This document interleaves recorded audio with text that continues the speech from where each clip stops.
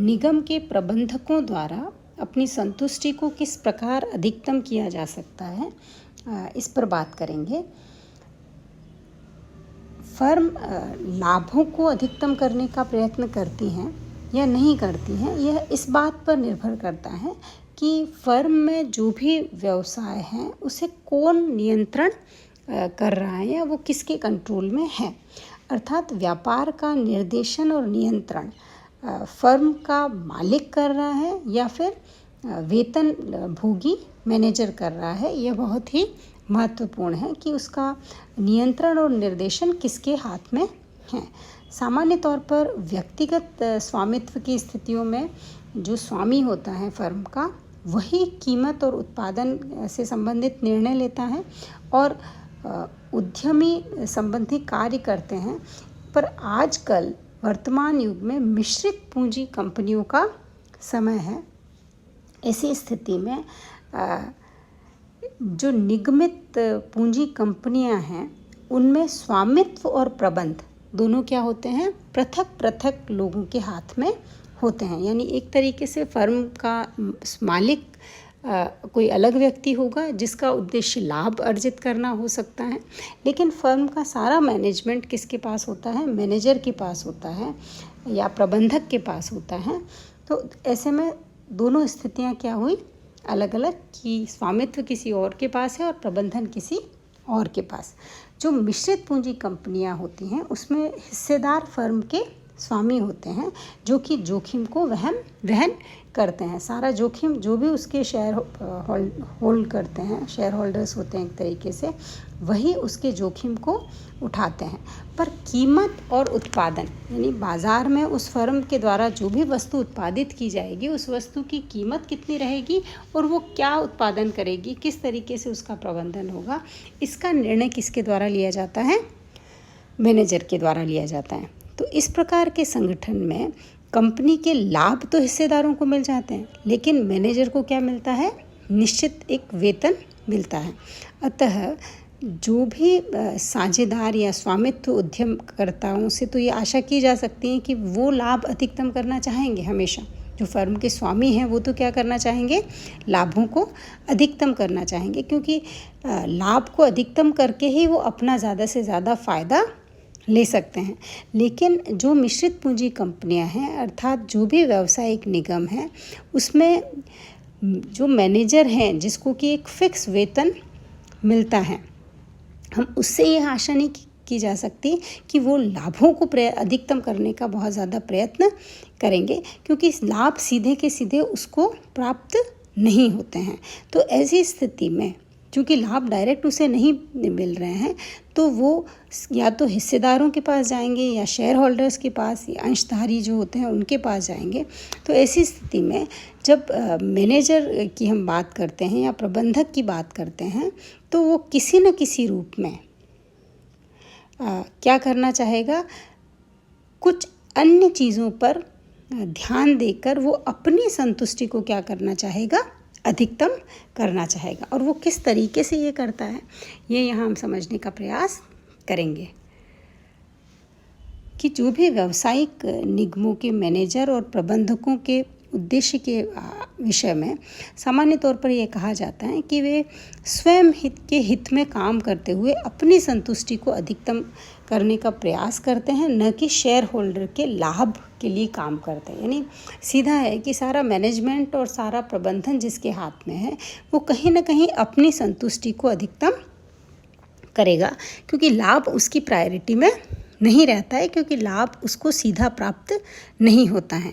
एक प्रसिद्ध अर्थशास्त्री विलियमसन का मत है कि जो भी बड़ी फर्म में हैं उनके प्रबंधकों को बहुत, जिसे कहते हैं, विवेकाधिकार प्राप्त होते हैं, जिससे कि वे उन नीतियों को फॉलो करते हैं या उन नीतियों का अनुसरण करते हैं जिससे उनकी व्यक्तिगत संतुष्टि में वृद्धि हो। ऐसा नहीं कि उनके पास प्रबंधन है तो केवल फर्म के लिए, फर्म में किस तरीके से सारा मैनेजमेंट होगा उसमें उन्हें बहुत ज़्यादा पावर होती है, तो वो कहीं ना कहीं व्यक्तिगत संतुष्टि में वृद्धि करने का प्रयत्न भी करते हैं। सामान्य तौर पर जो प्रबंधकर्ताओं की जो संतुष्टि है वो कुछ चीज़ों पर डिपेंड करती हैं और वो कुछ चीज़ें बहुत ही महत्वपूर्ण हैं, क्योंकि उन कुछ चीज़ों के माध्यम से उनकी संतुष्टि अधिकतम होती है। और वो चीज़ें हैं वेतन, उनके अधीन कर्मचारी यानी कर्मचारियों की संख्या, कि उनके अधीन कितने कर्मचारी काम कर रहे हैं,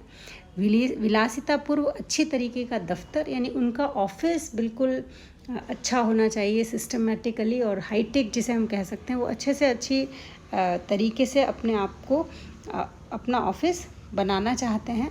और विवेकाधिकार, अनावश्यक निवेश, व्यय, इसके अंतर्गत जो भी प्रबंधक हैं वो उस तरीके के व्यय भी करते हैं जिसमें कि वो निवेश, उनके द्वारा निवेश किया जाना संभव हो सके। तो ऐसी स्थितियों में जो प्रबंध करता है वो अपना पक्ष रखते हैं, अपनी संतुष्टि को अधिकतम करने का प्रयास करते हैं। किस किस के माध्यम से? वेतन, उनके अधीन कर्मचारियों की संख्या, एक अच्छा दफ्तर और कुछ इन्वेस्टमेंट पर वो अपने आधार पर खर्च करते हैं।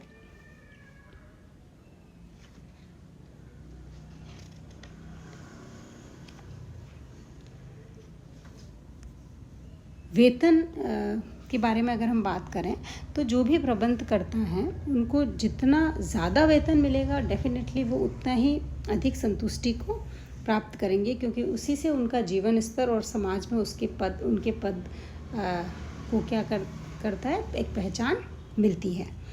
उनके अधीन कर्मचारी की संख्या, वो जितने उन्हें लगेगा कि मैनेजर की संतुष्टि ज़्यादा होगी यदि उनके अधीन कर्मचारियों की संख्या क्या है, ज़्यादा है, और उनके अधीन अगर कर्मचारियों की संख्या ज़्यादा नहीं है तो उनकी संतुष्टि कम भी हो सकती है।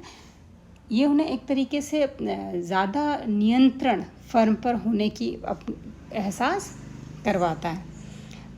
अनावश्यक प्रबंधकीय व्यय, विलियमसन के अनुसार प्रबंधकों की संतुष्टि इस बात पे भी डिपेंड करती है कि जिसमें प्रबंधकों को विवेकपूर्ण अनावश्यक व्यय करने के लिए स्वतंत्रता है, यानी उनको कहीं आना जाना है, अच्छी होटल में रुकना है, महंगी कार अपने लिए रखनी है, निःशुल्क यात्रा करनी है, तो इस तरीके के जो भी व्यय हैं वो इसमें शामिल हैं जो कहीं ना कहीं उनकी संतुष्टि को बढ़ाते हैं।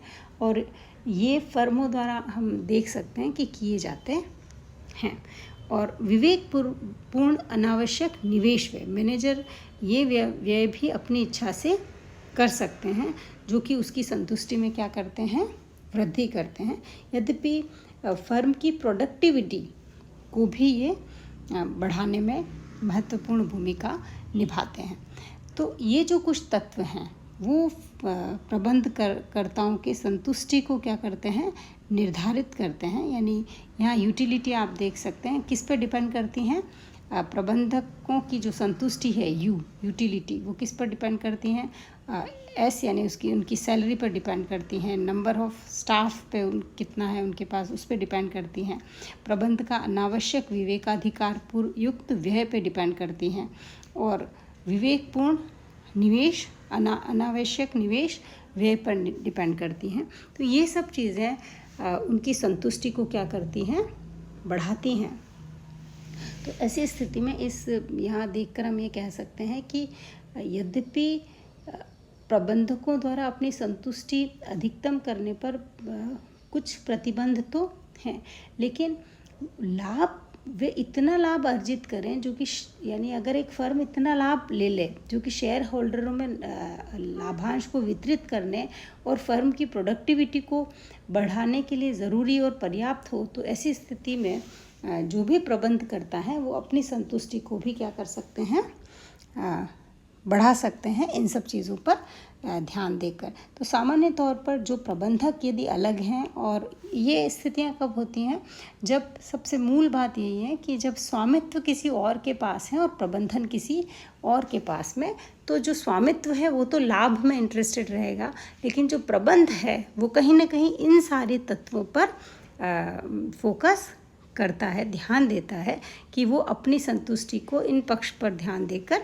बढ़ा सकता है या बढ़ाना चाहता है। Thank you.